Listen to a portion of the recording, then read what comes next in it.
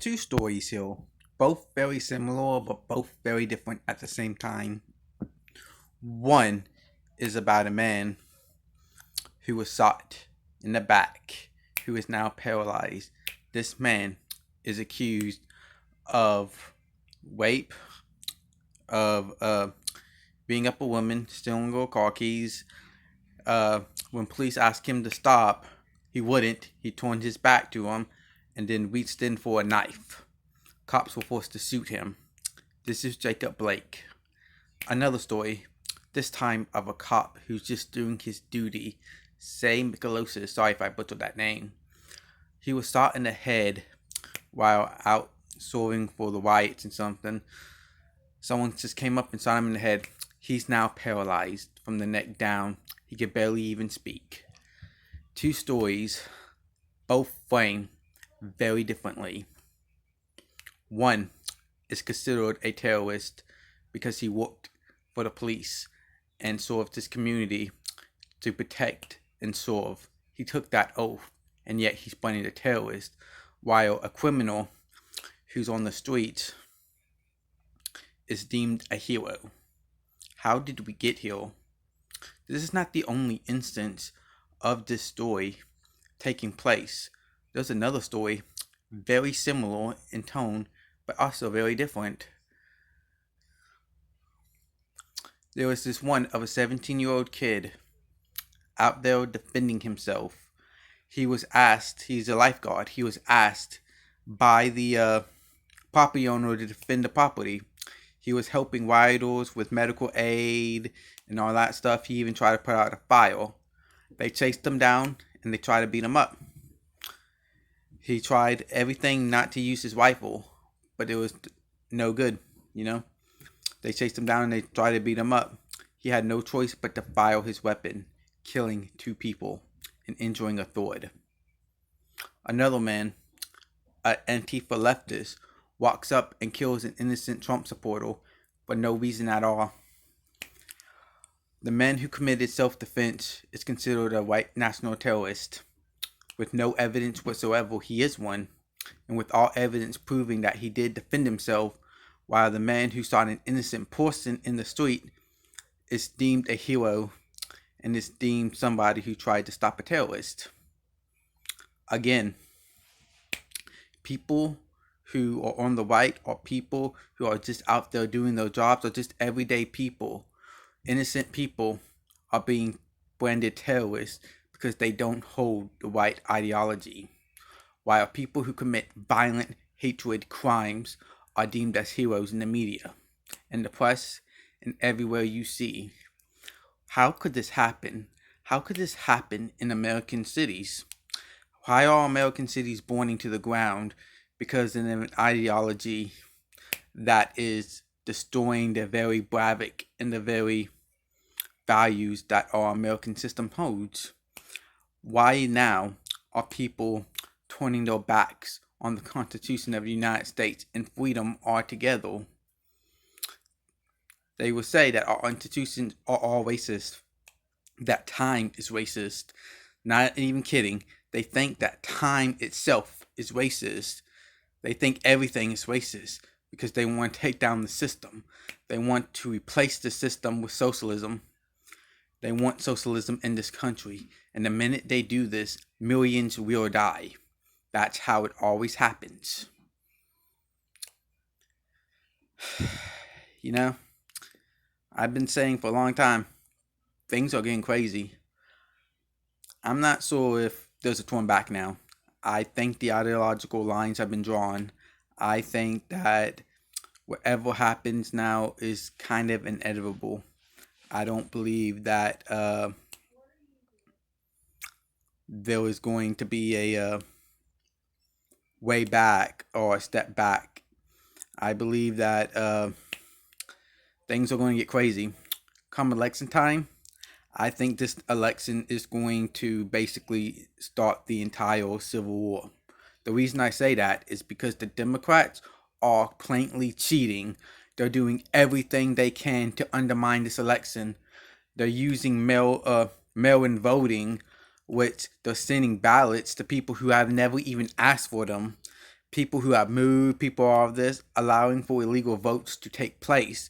Not only that, but there's no way to count all these votes in times. The mail office has said this. The U.S. Postal Service, they said plain clearly, we can't count these votes all this time. Not only that, but if you vote by mail, there's no way of telling if you voted by mail by the time the elections come. So you could technically vote twice. Something Trump said that the leftists tried to jump on him all over for, but he was right about it.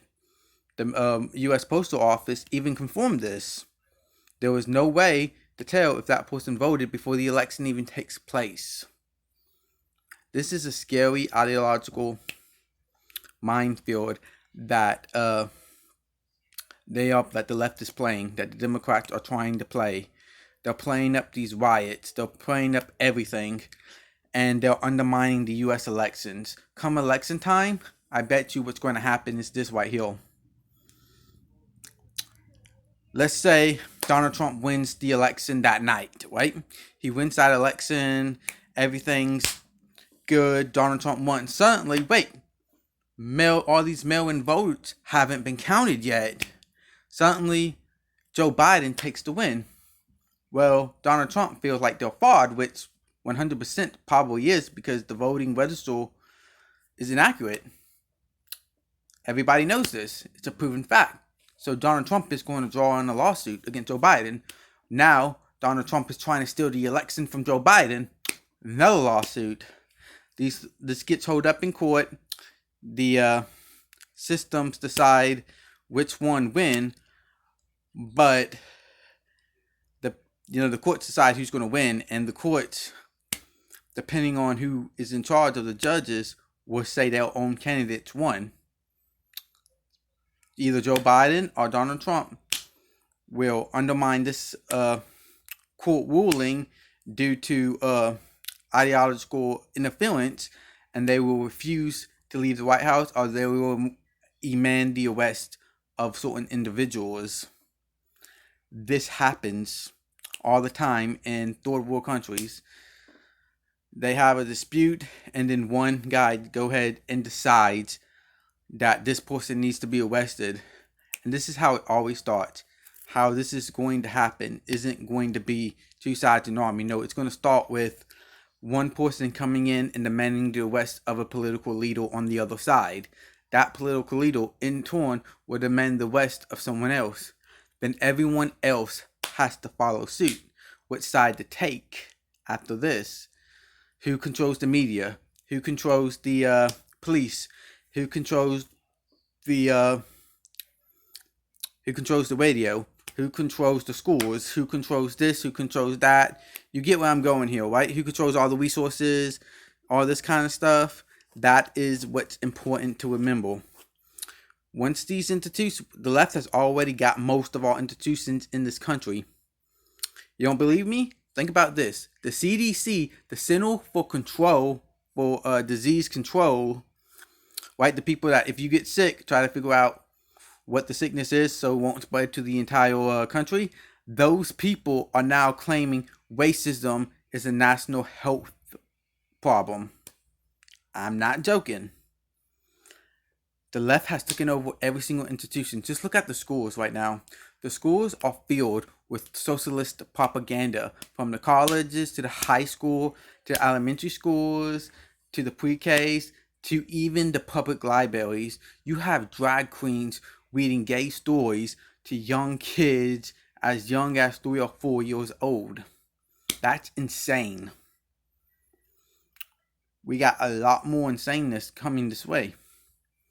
It's not going to end with this election. Everyone's hoping that's going to end with this election. No matter who you vote for, the Civil War is coming.